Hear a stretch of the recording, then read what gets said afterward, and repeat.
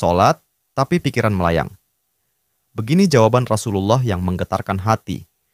Pada suatu majelis Rasulullah, suasana terasa begitu tenang. Para sahabat duduk melingkar menyimak setiap perkataan beliau dengan penuh perhatian. Namun, di antara mereka, ada seorang sahabat yang tampak gelisah. Jemarinya saling menggenggam, matanya menunduk, dan napasnya terasa berat.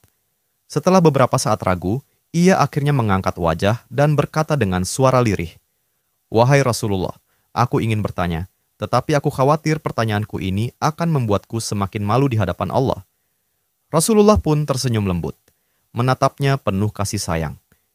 "Katakanlah, wahai saudaraku, tidak ada pertanyaan yang membuat seseorang hina jika ia bertanya untuk mencari kebaikan." Sahabat itu menarik napas dalam, matanya mulai berkaca-kaca. "Wahai Rasulullah, aku merasa salatku sering tidak khusyuk. Kadang aku mengingat urusan dunia, kadang pikiranku melayang entah kemana. Aku takut salatku tidak diterima oleh Allah. Apakah dengan salat seperti itu, aku tetap mendapatkan pahala?" Suasana majelis seketika menjadi hening. Para sahabat lainnya ikut menunduk, merasakan kegelisahan yang sama. Mereka tahu betapa beratnya pertanyaan itu. Namun, yang terjadi setelahnya benar-benar di luar dugaan. Rasulullah tidak langsung menjawab. Beliau menatap sahabat itu dengan penuh kelembutan. Lalu tiba-tiba air mata mulai membasahi pipi beliau. Para sahabat terkejut. Mereka jarang melihat Rasulullah menangis dalam situasi seperti ini. Dengan suara bergetar, beliau berkata, "Demi zat yang jiwaku berada di tangannya, sungguh setan tidak akan pernah berhenti berusaha mencuri bagian dari sholat seorang hamba hingga ia teralihkan. Tetapi ketahuilah, Allah tetap melihat usahamu." Rasulullah menarik napas dalam, lalu melanjutkan, "Wahai saudaraku, jika engkau meninggalkan salat hanya karena takut tidak khusyuk, maka setan akan menang.